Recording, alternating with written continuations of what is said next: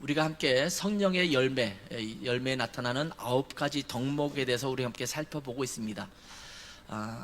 정말 무더운 여름철을 지내고 있습니다. 제가 집 밖에 나가면 마치 온풍기를 틀어놓은 것 같은 느낌이 들어요. 사막지대나 이런 데 가면 불어올 만한 그런 열풍이 불어오는 것 같은 느낌을 갖게 합니다. 제 아내가 그런 말을 하더라고요. 이게 에어컨을 키면 밖에 실외기가 있지 않습니까? 실외기 앞에 가면 그 뜨거운 바람이 확 나오는데 길거리에서 그런 바람이 계속 느껴진다, 뭐 이런 표현을 하더라고요. 이 무더운 여름날을 보내면서 우리가 지금까지 우리가 함께 묵상했던 성령의 열매가 우리 안에 정말 실현하기에 좋은 환경이다, 이런 생각을 합니다. 이름에도 불구하고 짜증내지 않고 사랑하고, 이름에도 불구하고 기쁨을 갖고 있고, 이름에도 불구하고 사람들과 또 관계를 어그러뜨리지 않고 화평과 평화의 관계를 누리고, 또 중요한 오래 참, 무더움에도 불구하고 참고 견디는 그런 마음을 가지고 살아가는 것을 훈련할 수 있는 장이 아닌가, 이런 생각을 해보게 됩니다. 우리가 지난주일에는 성령의 열매 중에서 오래 참음에 대해서 함께 살펴봤어요. 특별히 여러분 지난 한 주간 좀 오래 참은 그런 삶의 열매를 좀 맺어가고 살아가셨습니까? 짜증내야 될 때, 화를 내야 될 때 좀 참고, 아니면 누군가 빨리 뭔가 결말이 일어나야 될 것 같은데 그것을 좀 참아주고, 뭐 이런 마음들을 가지고 한 주간을 살펴보았는지 모르겠습니다. 여러분 성령의 열매를 쭉 함께 살피면서 여러분이 자꾸 그를 인지했으면 좋겠어요. 우리 그리스도인에게서 이런 주렁주렁 열매가 맺히면 얼마나 좋을까요? 지내면서 사랑의 열매가 탁탁 드러나고, 또 희락의 열매가, 기쁨의 열매가 확 드러나고, 또 다른 사람과 평화하고 화평하고 내 평안을 누리는 것이 드러나고, 그리고 뭔가 문제가 생겼을 때 오래 참는 그런 모습이 내 안에 자꾸 이렇게 생겨나면 아마 사람들이 성자라고 부를 수도 있습니다. 정말 거룩한 신령을 가진 자들이구나, 이런 생각을 하게 될 줄 믿습니다. 오늘은 성령의 열매 중에서 5번째 덕목이라고 보이는 자비, 영어로는 kindness라는 단어를 함께 살펴보려고 합니다. 자비라는 말은 보통 하나님께서 우리 인간에게 베풀어 주시는 덕목이라고 여겨질 때가 많습니다. 그래서 주여 자비를 베푸소서, 이런 기도를 하나님 앞에 많이 드리죠. 하나님께 자비를 간구한다, 이런 말을 우리가 많이 하기도 합니다. 불교에서도 이 자비라는 말을 많이 사용하죠. 대자, 대비, 뭐 이런 말 써서 자비가 크게 우리에게 임하는 것을 대자대비, 이렇게 표현하죠. 옛날에 하인들이, 또 신하들이 임금님 앞에서도 대자대비하신, 뭐 이런 표현을 쓰고 있는 것을 보게 되죠.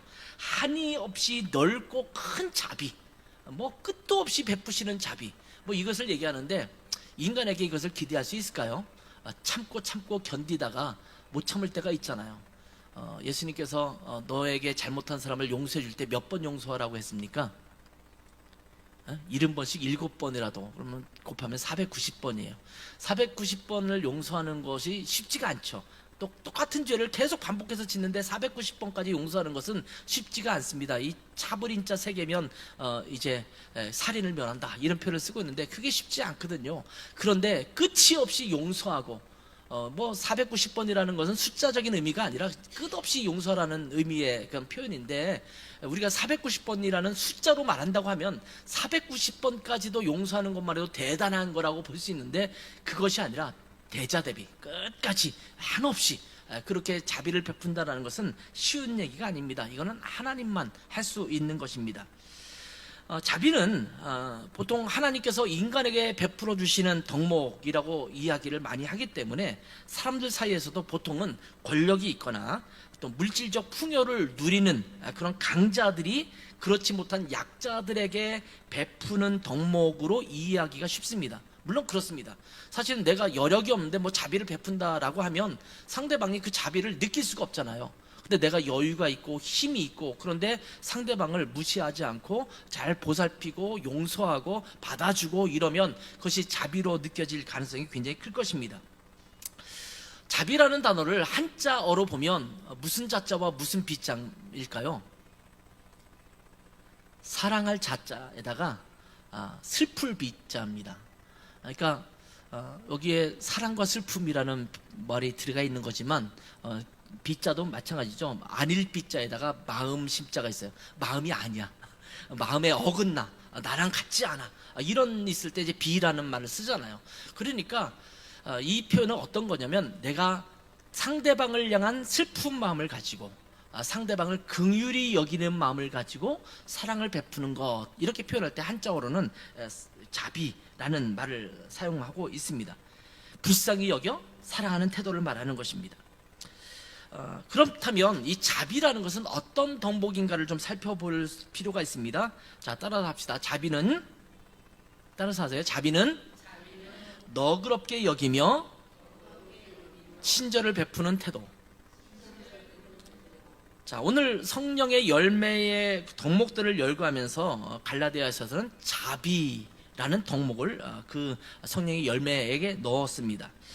우리 한국어 성경에도 자비라는 단어가 굉장히 자주 등장합니다. 특히 하나님께서 우리에게 자비를 베푸신다라는 표현이 많이 등장합니다. 특히 우리 그리스도인들에게 성령 충만하다면 자비라는 덕목이 나타나야 한다라고 성경은 우리에게 말씀해주고 있습니다. 그런데 오늘 우리가 읽은 본문 중에서 성령의 열매로 나타나는 이 자비라는 단어는 헬라어에서나 또 다른 언어로 번역할 때, 영어 번역으로 번역할 때도 자비라는 단어로 번역하지 않을 수 있는 그런 단어들이 사용되고 있는 것을 보게 됩니다. 그래서 제가 여러분 좀 귀찮을 정도로 지금 뭐 학교 수업 시간도 아니고 뭐 신학교도 아닌데 자꾸 이렇게 어려운 뭐 헬라어 히브리어를 얘기하나 이렇게 말씀하실지도 모르지만 한국어 성경으로만 이해한다면 그 말에서 의미하는 진짜 의미를 우리가 놓칠 수 있기 때문에 일부러 제가 좀 귀찮을 정도로 헬라어 히브리어를 말씀하고 있는 거예요. 이 성령의 열매를 다루면서 계속해서 이 헬라어 또 단어를 열거하는 이유는 그 덕목에 대한 진면목, 진짜 의미를 우리가 파악하기 때문입니다. 그래서 오늘도 헬라어 원어를 한번 살펴보려고 합니다. 자, 갈라디아서 5장, 오늘 읽은 갈라디아서 5장 22절에 나오는 이 자비라는 것은 헬라어로는 크레스토데스라는 말이 사용됩니다. 크레스토데스. 자, 이 말은요, 제가 독일어 성경에서 살펴보면 프로인들리시카이트라는 말을 써요. 프로인들리시카이트. 프로인드라는 말은 영어의 프렌드라는 말과 같아요. 그러니까 프렌들리라는 의미가 앞에 들고, 카이트라는 말은 영어로 따면 쉽과 관련돼요. 그러니까 이거를 단어 그대로 직역을 한다면 사실은 이 단어 프로인들리시카이트라는 말을 영어로 번역하면 그 카인드니스라는 말로 번역을 하는데, 그냥 단어 자체를 그대로 번역하면 무슨 단어처럼 느껴지냐면 프렌드십, 이런 단어가 돼요. 독일어 성경은 그렇게 번역을 했어요. 물론 이제 독일어 성경에서 나타나는 이 그 플로인들리시카이트라는 말과 이 카인드니스는 약간 뉘앙스는 좀 달라요. 거의 우정과 같은 거예요. 좀 친절하게 사람들을 이렇게 우호적으로 이렇게 보이는 태도, 이런 것들을 말하는 거거든요. 근데 이 단어를 일반적으로 친절함, 카인드니스도 마찬가지잖아요. 여러분 친절함이라는 단어로 보통 번역하죠. 혹시 카인드니스를 자비라고 번역하는 걸 보셨습니까? 보통 그렇게 생각하지 않고 친절하다라는 단어로 번역할 때가 많습니다. 그런데 성경 원어의 헬라어 단어에서는 크레스토테스라는 단어가 사용되어 있는데, 그 단어의 뜻을 보면 이런 단어입니다. 유용함, 착함, 선함, 친절함, 너그러움. 그러니까 한국말로 번역할 때 자비라는 말로 번역하기가 조금 애매하다라는 느낌, 우리의 뉘앙스로는 그렇게 보기가 쉬운 단어가 이 갈라디아서 5장 22절에 사용되고 있는 그런 헬라어 단어입니다. 그러니까 어쩌면 이 말을 그냥 우리 지금 현대어로 번역한다면 성령의 열매 중에서 이 자비는 친절함 또는 뭐 너그러움, 이런 말로 번역하는 게 우리의 뉘앙스상 맞을 것이라는 생각도 갖게 됩니다. 그런데 다른 성경에 있는, 한국 성경에 나오는 다른 자비라는 단어는 어떤 단어냐? 이 단어를 그대로 사용하고 있느냐? 그렇지 않습니다. 그러니까 크레스토테스라는 단어를 다른 자비라는 말로 번역된 한국 성경에 그 말이 이 단어를 사용하느냐? 그렇지 않아요. 자, 보통 어떤 단어가 사용되냐면 엘레오스라는 단어가 사용됩니다. 한국말 성경에 다른 자비는 크레스토테스가 아니라 뭐라고요? 엘레오스라는 단어가 사용되고 있는 것을 보게 되죠. 오늘 누가복음에 있는 말씀도 함께 읽었는데 이 세 사람 중에 누가 강도 만난 사람의 이웃이 되겠느냐 이렇게 말할 때 율법교사가 말하죠. 자비를 베푼 자니이다 라고 말할 때 이 자비라는 말은 엘레오스라는 단어가 사용되고 있는 것을 보게 되죠. 이 단어를 번역할 때 영어 성경에서 특별히 이제 NASB나 이런 성경을 보면 이 단어를 뭐라고 번역하면 여러분이 자비라는 말로 영어로 번역할 때 가장 많이 떠올리는 단어입니다. mercy라는 단어가 사용됩니다.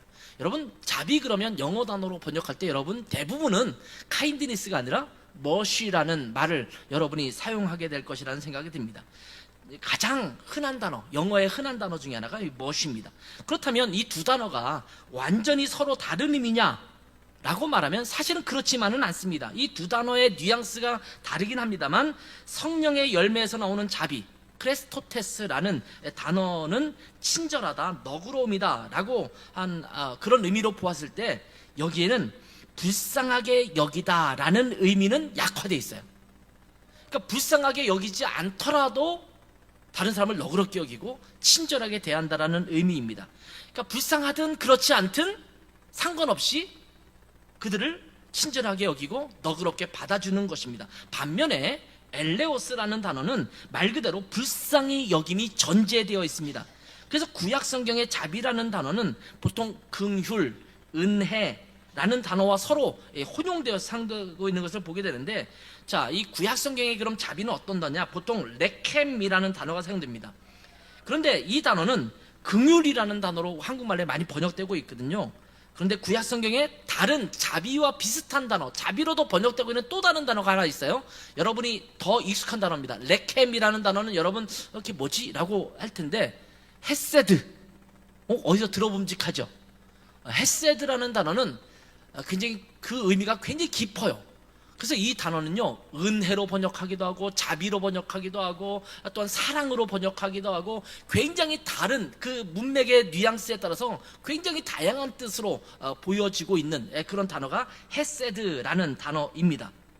그래서 뭐 자비, 인자함, 사랑, 은혜, 뭐 긍휼 이런 단어로 번역되는 것입니다.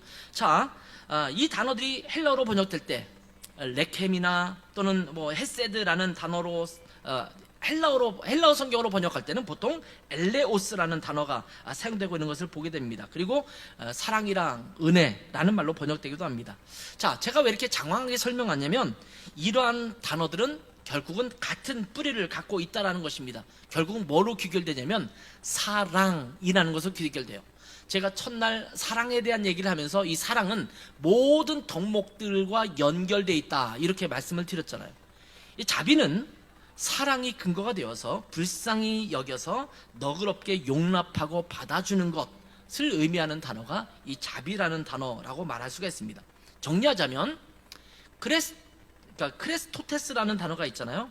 이 단어는 다른 사람을 너그럽게 대하고 친절하게 대하는 단어라고 말씀드렸어요. 그런가 하면 엘레오스를 번역하고 있는 이 자비, 이 머시라는 단어는 불쌍히 여겨서 친절하게 베푸는 겁니다. 그렇다면 이 두 단어 중에서 크레스토테스라는 단어와 그러니까 카인드니스라는 단어와 그리고 엘레오스 즉 머시라는 단어 중에서 어떤 게 더 포괄적일까요? 더 넓은 의미가 뭘까요? 여기 벌써 그 다음 페이지를 보시면 설명을 해놨습니다만, 자, 이 수학표에 뭐가 더 크다 표시했죠? 뭐가 더 커요? 카인드니스. 왜냐하면 불쌍하지 않아도 자비롭게 여기는 거예요. 어떤 사람이 불쌍하고 또 그 사람이 정말 힘들다게 여기는 것을 같은 마음을 갖고 있으면 좀 그 사람에게 자비를 베풀기가 쉽잖아요. 그런데 뻔뻔한 사람이에요. 이 사람은 전혀 불쌍하지 않아. 그 사람 보면 오히려 짜증나고 화가 나. 그럼에도 불구하고 친절함을 베풀고 너그럽게 대하는 것, 이건 쉽지 않은 일이거든요. 그러니까 불쌍하게 여긴다라는 마음이 들어갔기 때문에 그것이 더 좋은 것이라고 느껴질 수 있을지 모르지만 어쩌면 그 조건과 전혀 관계없이 사람들에게 너그럽게 여기고 용납해주고 받아주는 것, 이런 단어로 따진다면 이 크레스토테스라는 단어가 훨씬 더 넓은 의미를 갖고 있다라는 생각이 들어요. 그래서 아마 성령의 열매에서 엘레오스라는 단어를 사용하지 않고 크레스토테스라는 단어를 사용해서 너희가 맺어야 될 자비는 상대방의 조건과 관계없어. 상대방의 상태와 관계없이 너희가 무조건 그들을 친절하게 대해줘야 돼.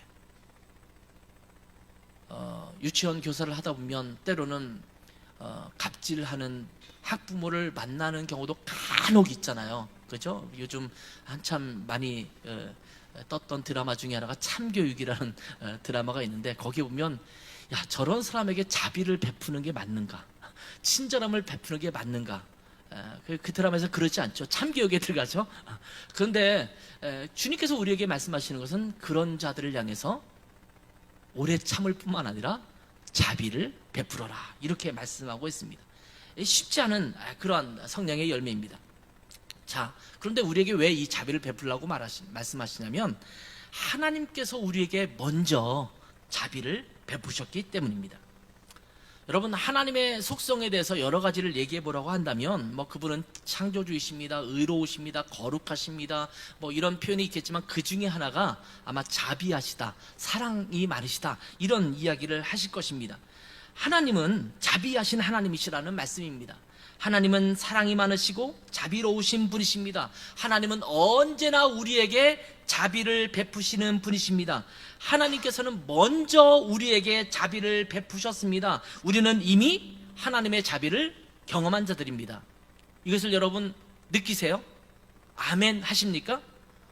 하나님의 자비가 없으면 우리가 하나님 앞에 이렇게 떳떳하게 예배 드릴 수도 없습니다. 우리는 진멸당할 대상입니다. 진노의 자녀들입니다. 우리의 죄 때문에 하나님은 우리를 용납하실 수 없는 분이십니다. 그런데 하나님은 자비하세요. 그래서 우리의 상태가 그렇지 않음에도 불구하고 예수 그리스도를 통해서 우리를 받아주시는 자비로우신 분이시고, 우리는 그것을 느끼고 살고 있지 않습니까? 성경에 보면 그런 하나님의 자비의 속성을 많이 얘기하고 있습니다. 제가 몇 가지를 살펴보면, 출애굽기 34장 6절을 한번 읽겠습니다. 한번 같이 읽겠습니다. 시작. 여호와께서 그의 앞으로 지나시며 선포하시되, 여호와라 여호와라, 자비롭고 은혜롭고 노하기를 더디하고 인자와 진실이 많은 하나님이라. 여기에 보면 자비, 은혜, 인자, 이런 표현이 거의 같은 뉘앙스잖아요. 하나님은 우리에게 자비로우신 분이에요. 인자하신 분이에요. 신명기 4장 31절도 읽겠습니다. 시작. 내 하나님 여호와는 자비하신 하나님이심이라. 그가 너를 버리지 아니하시며 너를 멸하지 아니하시며 내 조상들에게 맹세하신 언약을 잊지 아니하시리라. 여기에 보면 NASB에서의 그 자비라는 단어와 킹제임스 버전 KJV죠, 거기서 나타나는 자비하신 하나님이 다른 단어를 선택하고 있어요. Compassionate God이라는 말은 이 NASB에서 사용하고 있는데, 우리가 더 익숙한 Merciful이라는 단어를 쓴 것은 킹제임스 버전이에요. 그래서 이 단어들이 사실은 그 사람을 향한 공감하는 마음을 가지고 그렇게 받아주는 것, 이것을 표현하고 있습니다. 자, 역대하 30장 9절도 한번 읽겠습니다. 시작. 너희가 만일 여호와께 돌아오면 너희 형제들과 너희 자녀가 사로잡은 자들에게서 자비를 입어 다시 이 땅으로 돌아오리라. 너희 하나님 여호와는 은혜로우시고 자비하신지라. 너희가 그에게로 돌아오면 그의 얼굴을 너희에게서 돌이키지 아니하시리라. 이어서 읽겠습니다. 요엘서입니다. 요엘서 2장 13절입니다. 같이 읽습니다. 시작. 너희는 옷을 찢지 말고 마음을 찢고 너희 하나님 여호와께 돌아올지라. 그는 은혜로우시며 자비로우시며 노하기를 더디하시며 인애가 크시사 뜻을 돌이켜 재앙을 내리지 아니하시나니. 여기 구약성경에서 반복적으로 말씀하고 있는 것 중에 하나가 뭐예요? 하나님은 자비로우신 하나님이에요. 여러분은 하나님이 심판하시고 진노하시는 하나님으로 이미지가 더 강합니까? 아니면 하나님은 자비하시는 하나님으로 이미지가 더 강합니까? 많은 분들은 하나님이 우리의 죄를 자꾸 지적하시고 또 우리를 심판하시고 또 우리가 잘못하면 벌을 주시고 이런 하나님으로 인지하기가 쉽거든요. 특별히 예수님 믿지 않는 사람들은 하나님을 그렇게 벌 주시는 하나님 이렇게 여기는 경우도 많습니다. 그런데 이 벌을 주시는 하나님도 사실은 하나님의 자비에서 나오는 거예요. 하나님이 끝까지 참고 견디고 받아주기를 원하는데 그들이 그 용서할 수 있는 모든 기회들 또한 방법들을 거부하고 하나님을 거절하기 때문에 나타나는 현상이 노하심이거든요. 그 노하심도 우리를 향해서 돌이키게 하시는 하나님의 방법이기도 합니다. 그런가 하면 신약에서도 등장하고 있죠. 고린도후서 1장 3절을 읽겠습니다. 시작. 찬송하리로다. 그는 우리 주 예수 그리스도의 하나님이요 자비의 아버지시요 모든 위로의 하나님이시며. 자, 이런 단어들이 사용되고 있습니다. 이 compassionate라는 단어가 아까 사용됐다고 했잖아요. 이것은 고통에 대한 공감과 연민입니다. 내가 너와 똑같은 마음을 갖고 있어. 너의 고통을 이해해. 너가 아파하고 너가 넘어지고 네가 힘들어하는 것 내가 그대로 이해하고 있어. 여러분, 우리가 뭔가 잘못할 때 무조건 다그치는 그런 분들에게 대해서는 마음이 좀 다치지 않습니까? 근데 네가 왜 그러는지 알겠어. 그래, 그럴 수도 있지. 그렇지만 그렇게 하지 마 라고 하는 말과 무조건 다그치고 정죄하는 것과는 다른 문제이지 않습니까? 이 머시풀이라는 것은 잘못이 있는데 용서하고 벌을 주지 않는 것, 이것을 자비라고 말을 합니다. 이 두 가지가 모두 남을 불쌍히 여기는 그런 마음에 초점을 두고 있는 거 아닌가의 상황의 차이가 좀 있습니다. 아무튼 이런 두 가지의 단어가 차이가 있습니다.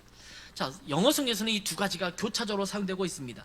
결국 자비라는 것은 우리에게 자비를 베푸시고 배려해 주시는 하나님의 속성에 근거한 것입니다.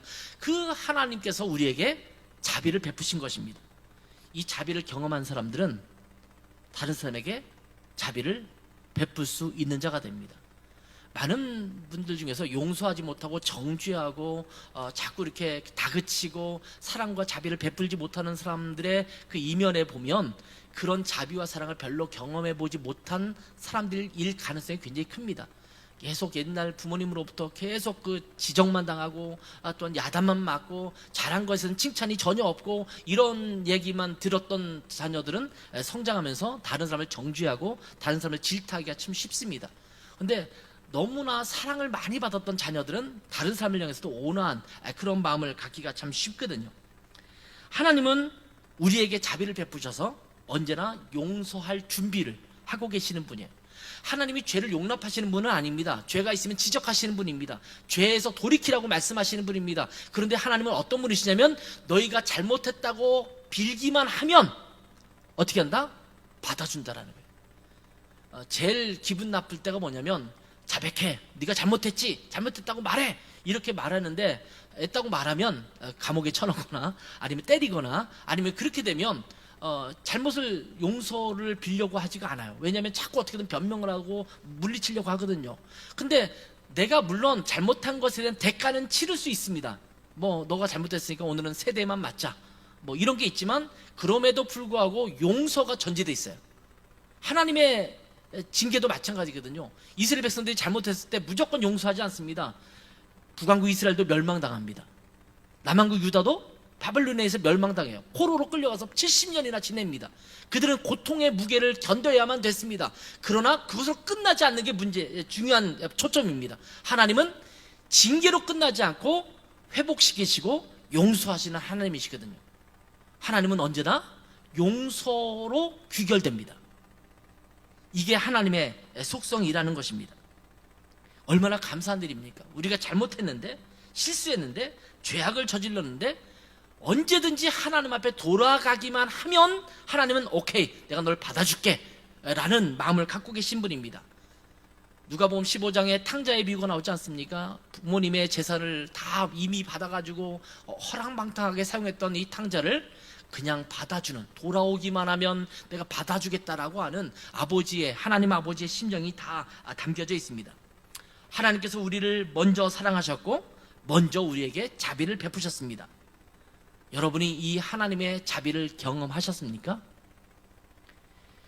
자비를 베푸는 삶에 있어서 굉장히 중요한 것 중에 하나가 내가 이 하나님의 자비를 경험하며 살고 있느냐라는 거예요.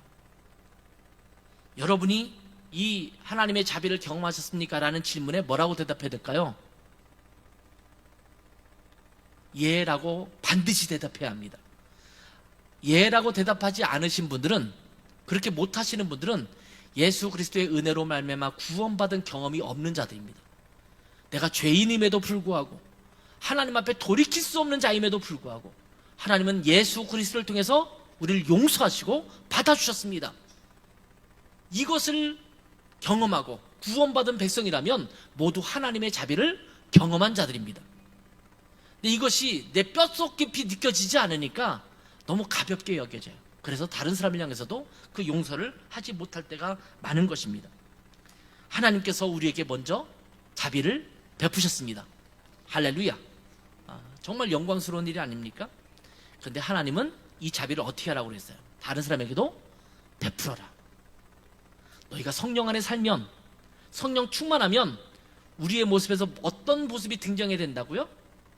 자비의 모습이 등장해야 합니다. 여러분 부부가 함께 앉아있다면 한번 보세요. 내가 당신에게 자비를 베풀기를 원합니다. 한번 인사 한번 해보세요. 우리 앞뒤에 우리 형제 자매들이 있는 분들도 한번 서로 말씀해 보세요. 내가 당신에게 자비를 베풀기 원합니다. 예, 예. 내가 너를 두고 보겠어. 네가 잘하는지 안 하는지 지켜보겠어. 네가 이렇게 하면 내가 용서해주고 받아주지만 너가 그렇지 않으면 나는 절대 너를 용서 못해. 이런 마음을 갖고 있는 것은 자비의 마음이 아닙니다. 여러분 안에 성령 충만하다면 여러분의 남편과 아내를 향해서, 여러분의 부모님이나 자녀를 향해서 이 자비의 마음을 갖고 있어야 돼요. 어떤 분들은 부모님에 대한 나쁜 기억들 때문에 부모님을 용서하지 못하는 분도 있거든요. 또는 형제들 사이에 어떤 나쁜 마음 때문에 형제들에 대한 용서를 못하는 분도 있어요. 내가 그 형은 절대 안 볼 거야. 그 언니는 나 이제 이절할 거야. 끊을 거야. 뭐 형제지만, 피를 나누는 형제지만 나는 그를 형제로 여기지 않아. 이런 가족들도 없지 않아 있거든요. 자비를 못 베풀기 때문에 나타나는 현상이거든요. 그러나 주님은 우리에게 그런 자비를 베풀어라. 왜냐하면 너희가 이미 더 큰 자비를 경험했잖아. 이렇게 말씀하시고 있는 것입니다. 자, 오늘 읽은 본문 중에서 누가복음의 본문은 자비를 구체적으로 어떻게 실행할 수 있는가에 대해서 잘 보여주고 있습니다. 여러분 여기 보면 한 율법학자가 예수님께 나와서 어떻게 하면 영생을 얻겠냐 이런 질문을 합니다. 예수님은 율법이 무엇이라 기록했느냐라고 묻죠. 그랬더니 율법 이 학자는 너무나 잘 알기 때문에 내 마음을 다하고 목숨을 다하며 힘을 다하여 뜻을 다하여 주 너희 하나님을 사랑하고 너의 이웃을 사랑하라 이렇게 말씀하셨습니다. 그러니까 주님께서 그래 맞아 그렇게 살아. 그랬더니 이 율법학자가 자기를 옳게 여기기 위해서 나는 나름대로 잘하고 있다는 것을 드러내기 위해서 그러면 이웃이 누굴까요? 그러면 예수님께서 이렇게 말씀하실 것을 기대했을 겁니다. 너희 형제의 동포들 이런 사람들을 사랑하는 거야. 그렇죠. 유대인들 이 사람들 우리가 함께 사랑하고 나와 함께 어울리는 사람들 내가 사랑하고 그들을 잘 그들에게 자비를 베풀고 있습니다. 아마 이렇게 대답하려고 했었을 것입니다. 그런데 예수님께서 29절에 그랬잖아요. 자기를 옳게 보이려고 이렇게 물었어요. 근데 유대인들이 갖고 있는 보편적인 이웃이라는 말은 무엇일까요? 여러분 유대인들이 내 이웃이라고 말할 때 이방인들은 제외됩니다. 이방인들은 이웃이 아니에요. 나와 함께하고 있는 보편적인 이웃은 누구냐면 동족 유대인을 의미합니다. 성경에서 너의 형제들에게 잘할 때 너 주님 앞에 한 일이다 라고 말할 때 그 형제라는 말은요 그 당시의 뉘앙스에서는 너의 동포들 동족들 우리 요즘으로 따지면 우리 교회 안에 있는 사람들 이 사람들에게 잘하라는 의미의 뉘앙스가 굉장히 큽니다.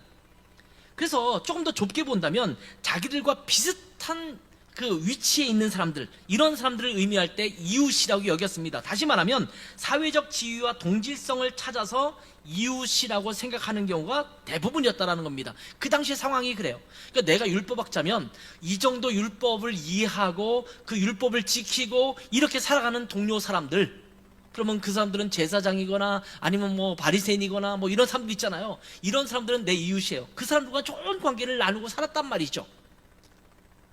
뭐 조금 더 나가면 우리 동네에 살고 있는 같이 율법을 잘 지키고 살아가고 있는 하나님 앞에 견실하게 살아가고 있는 그런 유대인들 이런 사람들 이웃이라고 여긴 겁니다. 그래서 이웃이 누구입니까? 이렇게 질문한 것입니다. 나는 지금 이웃을 충분히 사랑하고 그들을 돌봐주고 있다라고 아마 그 마음 가운데 자부하고 있었을지 모릅니다. 그런데 예수님은 이 질문에 즉답하지 아니하시고 비유를 들어서 설명합니다. 그 유명한 강도 만난 자의 비유를 말씀해주고 있습니다. 자, 한 사람이 예루살렘에서 여리고로 가다가 강도를 만나서 있는 것을 다 빼앗길 뿐만 아니라 거의 죽을 지경에 이르렀습니다. 그런데 그 길을 누가 지나갑니까? 제사장이 지나가다가 이 사람을 피해 갑니다. 보았는데 피해서 가요. 그 뒤에 레위인이 지나가다가 또 이 사람을 보았지만 그냥 피해서 갑니다. 그러다가 어떤 사마리아인이 지나가다가 이 강도 만난 사람을 보았습니다. 그리고 불쌍히 여겨서 기름과 포도주로 그 상처에 부어서 응급조치를 하고 또 여관에 데리고 가서 2데나리온을 주고 잘 치유해 주라, 이렇게 이야기를 해주고 있습니다. 충분한 비용을, 많은 비용을 주고 이 일을 치료하라고 말한 것입니다. 자, 그러면서 경비가 더 들면 내가 나중에 돌아올 때 더 주겠다, 이렇게 말합니다. 그러면서 이 율법 교사에게 이렇게 질문합니다. 36절입니다. 너의 생각에는 이 세 사람 중 누가 강도 만난 사람의 이웃이 되겠느냐? 이 질문에 율법 교사가 뭐라고 대답했습니까? 37절입니다. 같이 있습니다. 시작. 이르되 자비를 베푼 자니이다. 예수께서 이르시되 가서 너도 이와 같이 하라.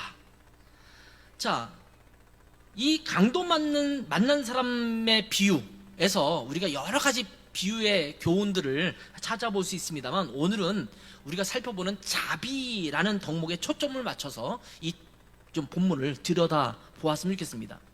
자, 우리가 살아가면서 그 만나는, 또한 접하는 대상을 본다면 보통 3가지 관계가 있다고 말했어요. 지난번에 한번 이야기하고 언급한 적이 있습니다. 그 단계가 뭐냐면 가장 많이 접하는 단계 중에 하나가 하나님입니다. 하나님과의 관계가 어떤가? 또 하나는 다른 사람들과의 관계입니다. 이것은 내가 아닌 다른 타인들을 말하는 거죠. 부모, 가족뿐만 아니라 지나치는 수많은 사람들입니다. 그런가 하면 마지막은 그것들이라고 표현하는데, 자연의 현상들, 또한 그 동물들, 뭐 식물들, 이런 여러 가지 것들을 일컬어서 그런 그것들이라고 표현될 수 있는 다른 존재들입니다. 자, 그런데 여기에 이웃들을 사랑하라 라고 말했을 때 누가 이웃인가 라는 질문을 제기하고 있지 않습니까? 근데 이 자비라는 덕목을 볼 때 누구에게 자비를 베풀 것인가에 대해서는 굉장히 중요한 질문입니다. 누구에게 친절을 베풀어야 되고 누구에게 너그러움을 베풀어야 되는가? 우리가 예수님 믿고 구원받은, 또한 성령 충만한 삶이라면 어떤 사람들에게 자비를 베풀어야 될 것인가? 혹시 여러분은 이 자비를 베풀 때 나름대로 카테고리를 만들고 이 사람들에게는 내가 자비를 베푸는 거 충분히 가능해, 근데 김정은, 걔는 안 돼. 나 다른 사람에게는 다 괜찮아?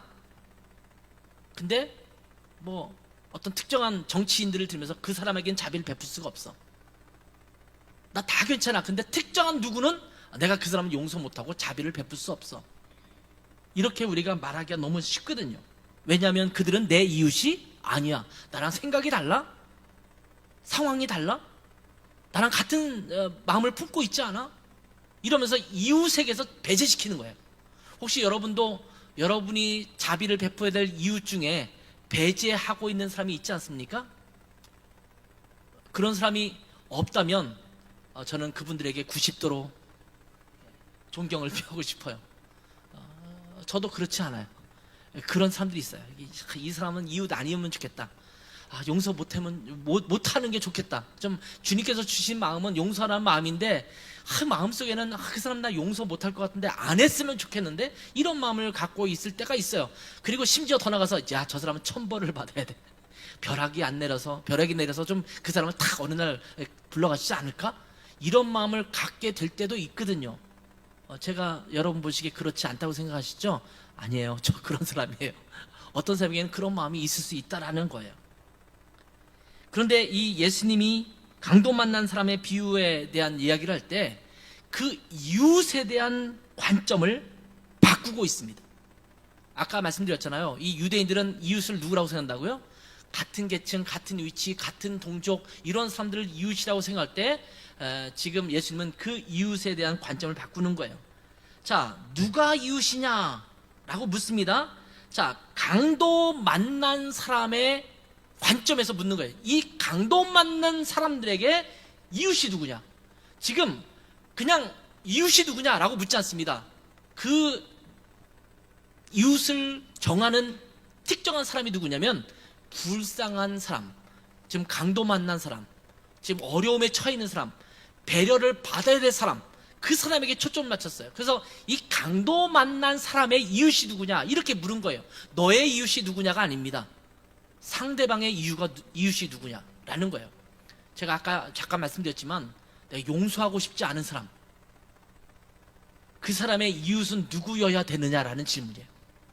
내가 왼수처럼 여기는 그 사람, 그 사람의 이웃은 누구여야 하는 거예요. 그럼 우리가 이렇게 대답할 수 있죠. 근데 저는 아니었으면 좋겠습니다. 이렇게 대답할 수 있겠죠. 저는 그 사람의 이웃이 되고 싶지 않아요. 근데 그 사람에게도 이웃이 필요하고 그 사람에게도 그를 사랑해야 될 이웃이 있어야 된다라는 말씀이에요. 아마 이 사람은 예루살렘에서 여리고로 가는 길이라고 했기 때문에 일반적인 관점에서 이해해 본다면 이 강도 맞는 사람은 누굴까요? 유대인일 거예요. 유대인일 거예요. 왜냐하면 예루살렘에서 여리고로 가고 있잖아요.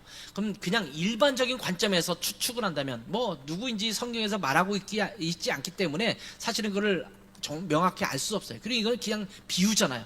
그런데 일반적인 관점에서 본다면 이 사람은 유대인일 가능성이 굉장히 큽니다. 그렇다면 유대인인데 지금 이 사람을 돕는 사람은 누굽니까? 그들이 무시하고 있는 사마리아 사람이라고 이야기하고 있습니다.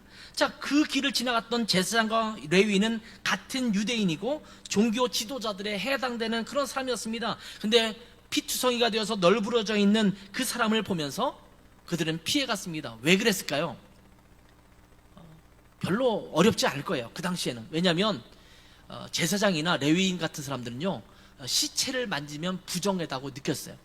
그러니까 그런 사람을 만지고 건드리는 것이 나를 부정하게 여기는 것이기 때문에 내가 그들을 만지면 안 되겠다라는 생각이 들었던 것입니다. 그러면 가서 물론 정결례를 하고 며칠의 시간을 보내면 다시 정결을 해지기 때문에 그냥 도와주고 그렇게 하면 돼요.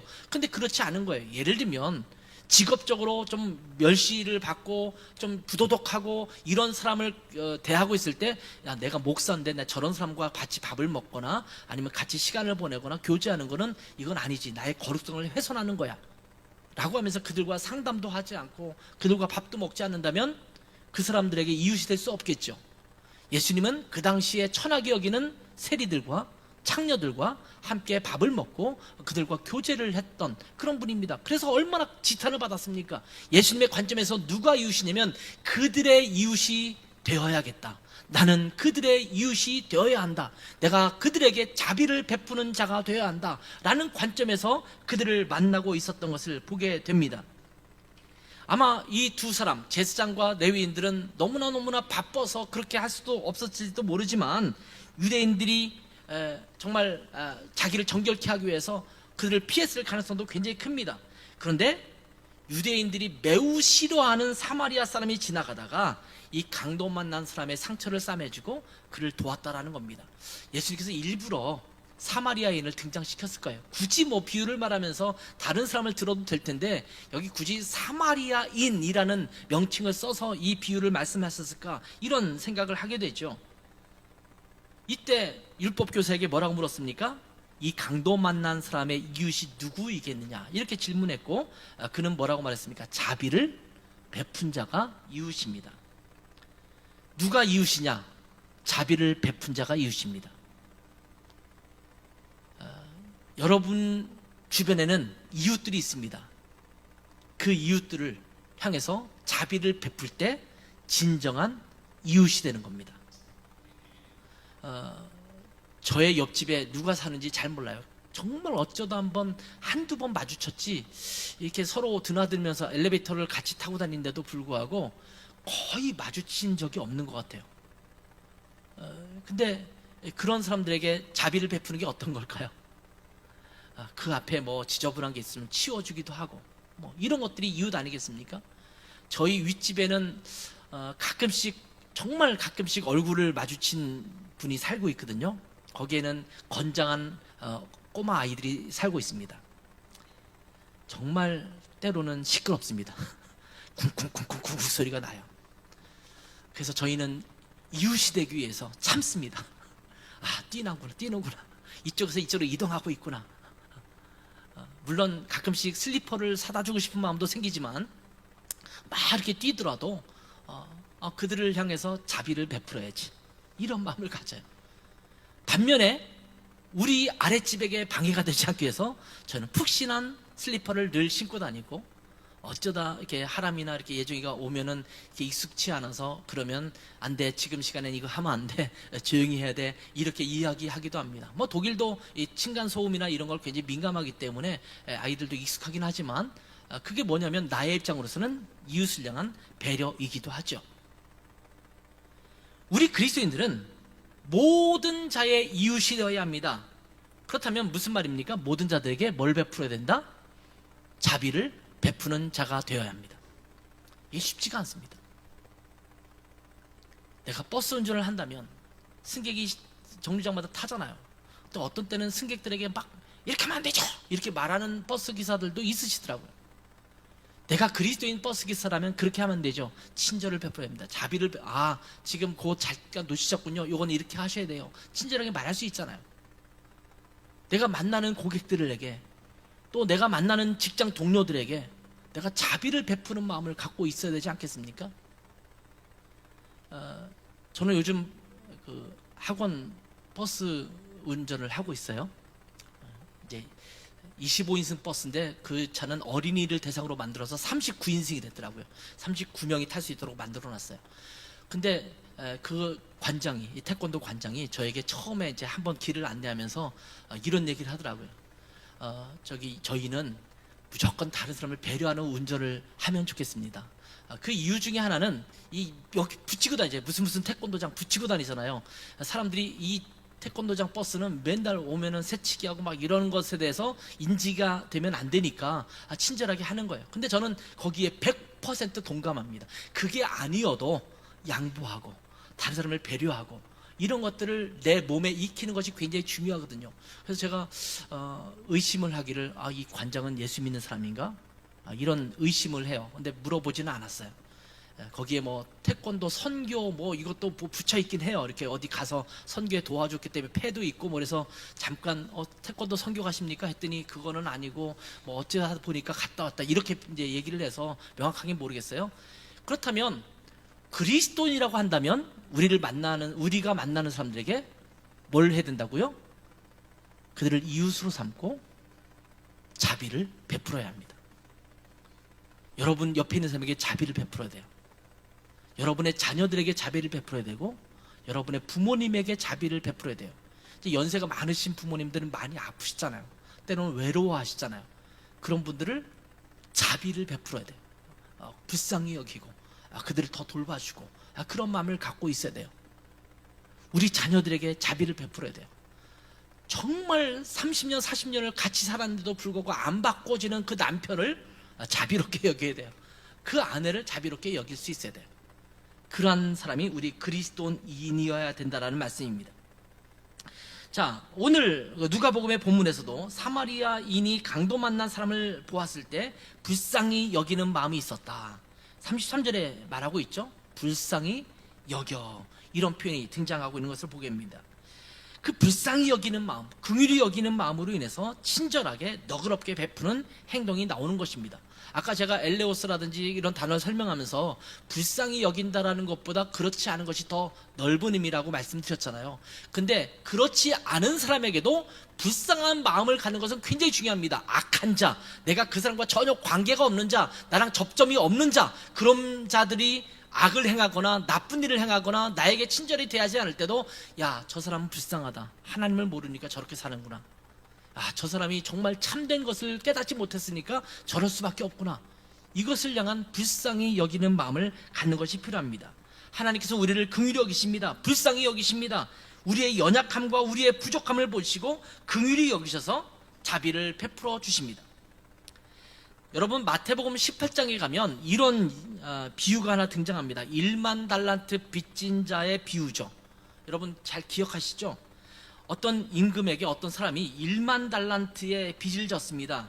여러분, 1만 달란트라는 그 금액은요, 왜 이 정도의 금액을 썼을까 싶을 정도로 천문학적인 금액이라고 말할 수 있습니다. 여러분, 1달란트는 얼마냐면 4억에서 5억 정도가 되는 금액입니다. 이게 4억에서 5억인데 그게 1만 달란트다. 그럼 얼마가 될까요? 이런 이것은 우리가 정말 평생 가질 수 없는 그런 값어치의 돈을 지금 빚진 겁니다. 정말 빚을 져도 너무나 졌죠. 이거는 이런 표현입니다. 평생 갚아도 못 갚을 빚입니다. 하나님께 진 우리의 빚은 평생 갚아도 못 갚을 빚입니다. 우리의 죄값은 너무나 커서 우리의 죽음으로 밖에는 하나님 앞에 갚을 길이 없는 그런 빚입니다. 이것을 비유하기 위해서 그렇게 이야기해 주고 있습니다. 그런데 어느 날 이 임금이 1만 달란트의 빚을 모두 탕감해 주었습니다. 우리는 때로 뭐 1억 아니면 뭐 몇 천만 원 빚이 있어도 그 빚을 갚기까지 너무나 마음이 좀 힘들지 않습니까? 정말 밤잠을 못 잘 정도로 고민스러울 때가 있을 수 있지 않습니까? 근데 어느 날 누가 와서 이 다 탕감해 줄게. 오늘부터 빚이 없어요. 무료, 공짜입니다. 이제 없습니다. 라고 말하면 그날 밤부터 아마 굉장히 편안하게 잠을 잘 수 있을 거고 자유로워질 겁니다. 지금 그 이야기를 한 거거든요. 평생 갚아도 못 갚을 빚을 어느 날 이제 됐어. 다 갚아줄게. 너는 없는 걸로 해줄게. 이렇게 얘기했습니다. 그런데 왜 그렇게 이야기했냐면 27절에 이렇게 말하고 있어요. 그 종의 주인이 왜 그렇게 했다고요? 불쌍히 여겨. 쟤는 어차피 저 못 갚아. 어차피 쟤한테 못 받아. 쟤 죽어도 못 받아. 그러면 어차피 그럴 바에 그냥 자유롭게 해주자. 라고 하는 마음이 이 임금에게 있었다라는 것입니다. 자비를 베푼 것입니다. 그런데 이 사람이 그 은혜를 모르고 100데나리온 빚진 자에게 빚을 갚으라고 독촉하면서 옥에 가두었다라고 소개합니다. 여러분 100데나리온이라는 것은요 충분히 갚을 수 있는 뭐 몇백만 원, 뭐 1000만 원 정도? 뭐 그 정도밖에 안 되는 금액이에요. 뭐 그 정도라고 말하면 좀 이상하지만 1만 달란트에 비하면 세 발의 피입니다. 근데 1만 달란트를 탕감받았는데 이 사람은 100데나리온 빚진 사람에게 너 이거 안 갚아? 너 죽을 거야. 아마 자기도 1만 달란트의 빚 때문에 고통당했던 것이 있었기 때문에 더 그랬는지 모르겠습니다만 지금 이상한 행동을 지금 하고 있는 것입니다. 이 소식을 들었던 임금이 다시 그 사람을 불러서 너에게 갚아주었던 탕감해 주었던 1만 달란트 끝 다시 갚아 라고 했다라는 이야기가 이 마태복음 18장에 나오는 예화입니다. 그러면서 마태복음 18장 33절에 이렇게 임금이 이야기하는 내용이 나오죠. 같이 한번 읽겠습니다. 시작. 내가 너를 불쌍히 여김과 같이 너도 내 동료를 불쌍히 여김이 마땅하지 아니하냐. 여기 불쌍히 여김이라는 단어가 엘레에사이라는 단어가 나요. 엘레오스라는 단어에서 나오는 그런 단어입니다. 영어 성경에는 머쉬라는 단어로 번역하고 있습니다. 내가 너에게 자비를 베풀었다면 너도 다른 사람에게 자비를 베푸는 것이 당연한 것 아니야? 여러분 아까 제가 말씀드렸어요. 우리는 하나님의 자비를 입은 사람들이에요. 하나님이 먼저 우리에게 자비를 베풀어 주셨어요. 그래서 여러분 감격하십니까? 그 감격이 부족하기 때문에 다른 사람을 용서하지 못하는 거예요. 내가 탕감받은 빚이 얼마나 큰지를 깨달은 사람은 다른 사람에게 충분히 그것을 갚을 수 있는 그런 자가 될 것입니다. 우리는 하나님의 자비를 받은 자들입니다. 하나님께서 우리를 불쌍히 여기셔서 우리의 모든 죄를 예수 그리스도로 말미암아 용서해 주시고 그 은혜로 우리가 하나님의 자녀가 될 수 있도록 해주셨습니다. 순전히 하나님의 은혜이고 하나님의 자비하심 때문에 이 은혜를 경험했습니다. 이러한 하나님의 자비를 누린 우리에게 하나님은 자비를 베푸는 삶을 살라라고 말씀하고 있습니다. 아까도 말씀드렸잖아요. 스스로가 자비를 베풀기는 어렵습니다. 제가 그렇다고 말씀드렸죠. 어떤 사람에게 자비를 생각하면 나 저 사람에게는 자비를 베풀고 싶은 마음이 없는데 이런 생각이 들 때가 있지 않습니까? 그런데 이 자비를 어떤 항목에 주님께서 넣어주셨냐면 성령의 열매에다 넣어주셨어요. 그래 네가 하기는 어렵지. 그래 그렇기 때문에 성령 충만함이 필요해. 성령이 너를 주관하시면 그 밉던 사람, 원수처럼 여기는 사람, 자비를 베풀 수 없는 그 사람에게 자비를 베풀 수 있는 능력이 생기는 거야. 이렇게 말씀하시는 겁니다. 성령을 의지하면, 성령 충만하면, 성령님이 우리를 온전히 지배하셔서 다스리시면 다른 사람들에게 친절을 베풀고 너그럽게 대하고 용서할 수 있게 되고 자비를 베풀 수 있게 된다라고 말씀하고 있는 겁니다. 남편이 꼴도 보기 싫을 때 이 하나님의 자비를 베풀어야 될 줄 믿습니다. 성령 충만해야 돼요. 성령께 간구해야 돼요. 꼴 보기 싫은 그 남편을 볼 때 성령님을 잠깐 찾아가셔야 돼요. 성령님, 저 꼴 보기 싫은 저 사람을, 그 사람에게 자비를 베풀 수 있는 마음을 주십시오. 이런 자비를 주님 앞에 구해야 합니다. 여러분은 혹시 자비로우십니까? 여러분의 성품 자체가 자비롭지 못할 수도 있습니다. 어떤 사람은 늘 부정적으로 보고 다른 사람에게 대해서 좀 각박하게 대하고 뭐 지금 이렇게 여유를 갖고 있지 않고 그런 사람들이 성품적으로 있을 수 있지 않습니까? 다른 사람에게 매우 인색한 잣대를 들이대는 그런 사람일 수도 있습니다. 다른 사람에게 친절을 베풀거나 너그럽게 대하거나 인자하게 행동하는 것 자체가 쉽지 않은 사람들도 있을 것입니다. 그러나 하나님은 나의 성품이 어떠하든지 상관없이 나의 열매를 맺는 것이 아니라, 육신의 열매를 맺는 것이 아니라 성령의 열매로서 자비를 베푸는 삶을 살라라고 말씀하고 있는 것입니다. 우리 스스로가 자비를 베풀기 쉽지 않기 때문에 성령 충만하면 성령의 열매로 자비를 베풀 수 있도록 하겠다라고 말씀하시면서 성령님께 온전히 의지하여 자비의 덩굴을 베풀라라고 말씀하시고 있는 것입니다. 그래서 성령의 열매는 사랑과 희락과 화평과 오래 참음과 자비가 나타날 수 있다라고 말씀하시는 거예요. 여러분 주변에 있는 분들에게 자비를 베푸시는 여러분이 되시기를 바랍니다. 가장 가까운 여러분의 부모님, 여러분들의 자녀, 그리고 여러분의 형제와 또 자매들, 교회 공동체에 있는 사람들, 또 여러분이 만나는 직장 동료들, 이런 사람들에게 자비를 베푸시기 바랍니다. 부하 직원이 뭔가 기한서를 잘못 해오고 뭔가 자꾸 빠뜨리고 실수한다면 집어 던지지 말고 자비를 베풀었으면 좋겠어요. 누군가 실수했을 때, 뭔가 잘못했을 때 자비한 마음으로 그들 가운데 다가가시는 여러분 되시기 바랍니다. 그래서 여러분을 통해서 여러분 주변에 자비가 넘쳐나게 하는 놀라운 축복의 삶이 되기를 주님의 이름으로 축원합니다. 기도하겠습니다.